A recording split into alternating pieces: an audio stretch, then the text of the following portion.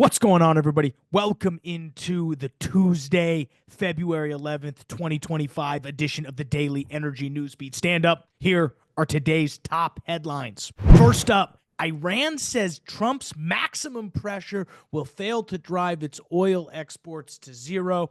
Coming back home, Governor Murphy of New Jersey pulls the plug on offshore wind projects over high cost and supply chain woes. Oh, talk about a flip-flop there. Staying here at home, GOP moves to slash EV tax credits and challenge Biden's green energy subsidies. We will then jump over, quickly touch what happened in the oil and gas markets, and touch a little bit on BP shares up about 7% after reports that activist investor, hedge fund manager Elliott Management and Paul Singer has taken a stake in the struggling British oil major. We will cover all that in a bag of chips, guys. Stu is out on assignment today, so I am rocking a solo show. Let's go ahead and kick this off. All right. Iran says Trump's maximum pressure will fail to drive its oil exports to zero. Pretty interesting in this war of words now. You know, we're about 2-3 weeks into the Trump administration. Lots have happened. Tariffs, Iran trying to take all this oil off the market. There's been multiple rounds of that, and Iran now seems to be, openly responding. And Iran's oil minister, Moshan Pakjad, has this quote: "The maximum pressure policy has failed, and Trump's dream of reducing Iran's oil exports to zero will never come true," according to the Iranian minister, as he was quoted in this article yesterday. As a quick reminder, Donald Trump last week issued a memorandum that would seek to restore maximum pressure on Iran, and he directed Secretary of State to modify or rescind sanction waivers, particularly those that provide Iran any degree of economic or financial relief. He also instructed the Secretary of State to, quote, "implement a robust and continual campaign in coordination with the Secretary of Treasury and other relevant executive departments or agencies to drive Iran's export of oil to zero, including Iranian crude, to the People's Republic of China," per this presidential memorandum. To go back to what the quote that the Iranian oil minister said, this is a wish for them, but they will never achieve it. The more restrictions imposed on us, the more sophisticated our measures will become. And this is a failed policy. It has been tested before and yielded no results. If they try again, they will fail once more. So pretty heavy words. Basically what he's saying is, go ahead and sanction us all you want. Go ahead and put maximum pressure on us all you want. This will not work.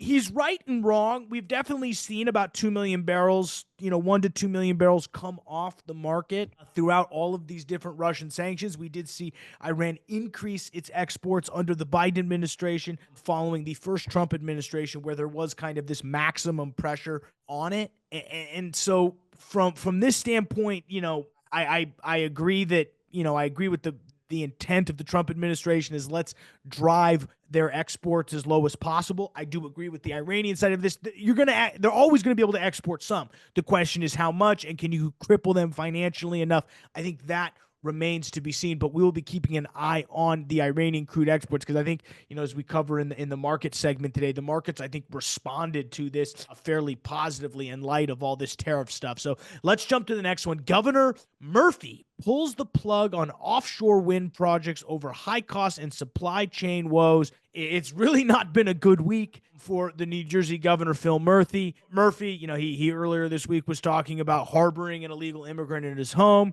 and then basically told the feds to come after him. And now he's basically thrown the towel in on offshore wind.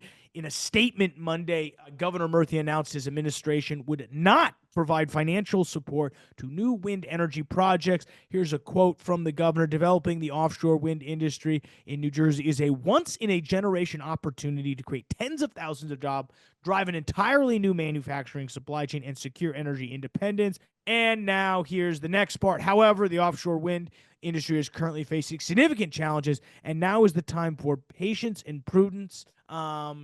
I support the New Jersey Board of Public Utilities decision on the fourth offshore wind solicitation, and I hope the Trump administration will partner with New Jersey to lower costs and manufacture, promote energy security, and create good-paying jobs. He was referring, as in Governor Murphy was referring to the NJBPU President Christine Sadovi's statement that the board would, quote, not proceed with an award in New Jersey's fourth offshore wind solicitation.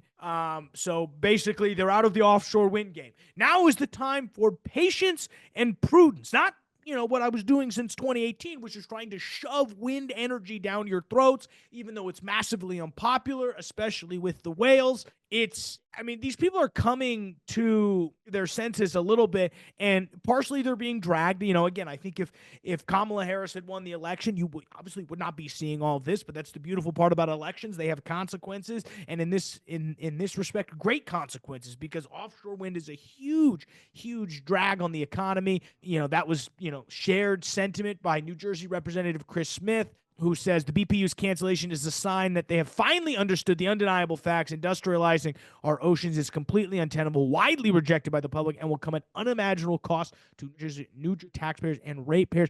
I love that quote, industrializing our oceans. We've already basically decimated our oceans due to overfishing, and now the real question is, are we going to decimate them even more by throwing up all these offshore winds? At least not in New Jersey. So they go ahead and whack offshore wind for public funding. Let's jump over to the next one. GOP to slash EV tax credits, challenge Biden's green subsidies. This is pretty much, top of list if you talk about what the Department of Energy and a lot of congressional Republicans would like to do. To give you guys an idea, there was a bunch of green subsidies that were enacted via the 2002 Inflation Reduction Act, otherwise known as the Porky's Bill, that was signed by the former President Joe Biden. GOP lawmakers, and now I'm going to read straight from the article, will, quote, repeal a lot of the EV tax credits. This is according to Representative Michael Ruley. He's a Republican out of the state of Ohio. In a quote that he told to the Washington Examiner. Here's the full quote. Originally, when we looked at it, I think it was a really interesting way of looking at the future. And Ruley said, but I think the market always dictates what's going to be bought. If the market's not dictating EVs, we have to go back to the combustion. President Donald Trump, as we all know, has long criticized subsidies for EVs, saying they will destroy the auto industry, and Republicans, really argue that these tax credits do distort the market. As a quick reminder, the Inflation Reduction Act provided about a $7,500 credit for purchasing new electric vehicles, with some commercial EVs actually included in that tax credit. There was also a $4,000 credit for those who purchase qualified used electric vehicles. Here's a quote from Representative Gary Palmer, Republican out of Alabama. I'm for the federal government not getting involved in the market. If there is a market for EVs, it'll work out. If not, we shouldn't be subsidizing it. The basic libertarian and laissez-faire approach, which I tend to agree with. If there's going to be a market for EVs, let the market decide itself. It's a pretty interesting, when you look at it, these, clean and climate energy provisions were estimated to cost about $1 trillion between 2022 and 2031. That's according to a UPenn Wharton School of Business budget estimate. The default assumption, here's another quote, is that we are getting rid of the credits, and you better make a super compelling case to actually keep the type of credits. And I agree with that.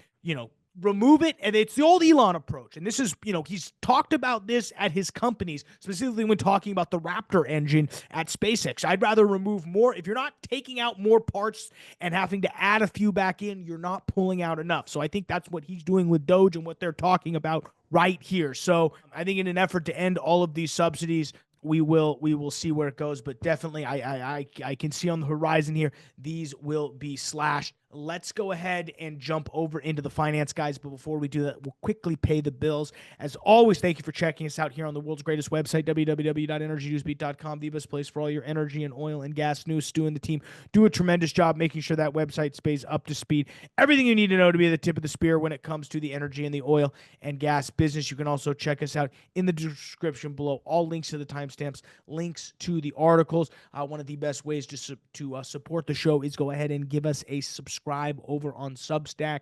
The best way to support the show, if you are so inclined, to go ahead and sign up for a paid subscription. You get a lot of custom content and more direct access to Stu and myself to answer any of your questions, guys. We really appreciate it. That's energynewsbeat.substack.com. Also check out ReeseEnergyConsulting.com, guys. If you are an oil and gas operator, you are leaving money on the table by not using a marketing company to make sure that your gas contracts and your first purchasers are paying you top dollar for your product. Go check them out, reeseenergyconsulting.com.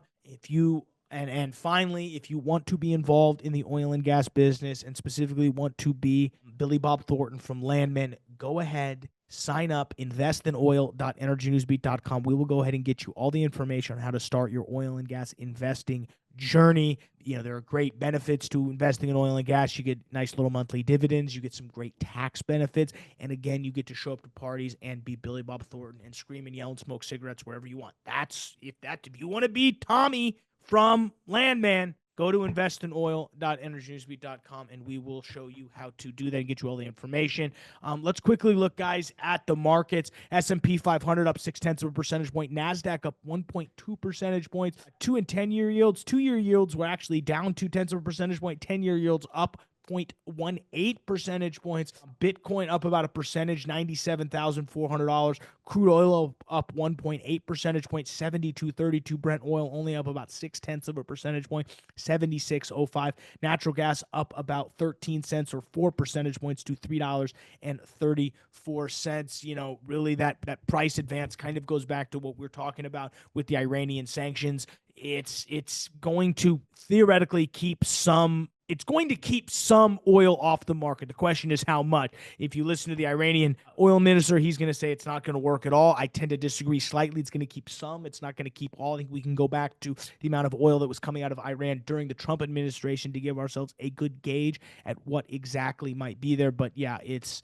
extremely interesting on that standpoint. I think the market is also weighing a lot of this tariff stuff. Aluminum and steel is being put under a 25% tariff, as announced today. And, the potential of that to enact a trade war with China makes things interesting from that standpoint. The market, though, reacting fairly positively. And I think it's we're only going to see, it again comes back to say, I think that $70 is that lower of the band. And unless something massively comes and shifts the market, I think that's where you're going to see a lot of this goes. Let's jump over to our final story. BP shares up about 7% after reports that activist investor and hedge fund manager Elliott Management has taken a stake in the struggling British oil major. These shares again were up about 6.8 percentage points off this news, while they're set to unveil fourth quarter earnings the day you listen to this and its broader strategy on the 26th. Part of the reason why Elliott, I think, has jumped in here is that, BP has lagged relatively lower than its kind of competitors, both in British and the U.S.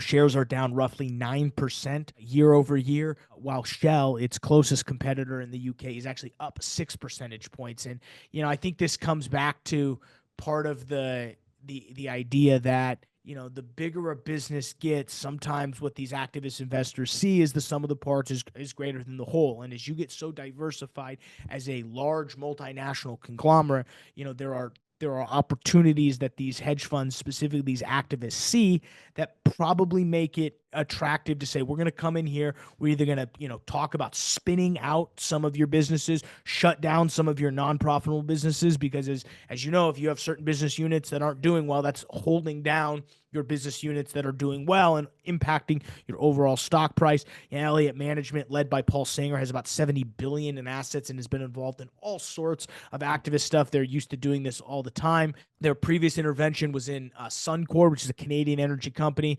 And basically, a note by RBC analyst says that the hedge fund could press to actually change BP's chairperson, which would be a fascinating switch. All that's to say is BP, I think, is due for a slight change in their overall corporate structure. What that looks like, I think that remains to be seen, but we will be covering all of that, guys. Well, all right, I'm going to go ahead and jump out of here, guys. I appreciate you checking us out here on the world's greatest podcast. Keep looking at our website, www.energynewsbeat.com. But for Stuart Turley, I'm Michael Tanner. I'll see you tomorrow, folks.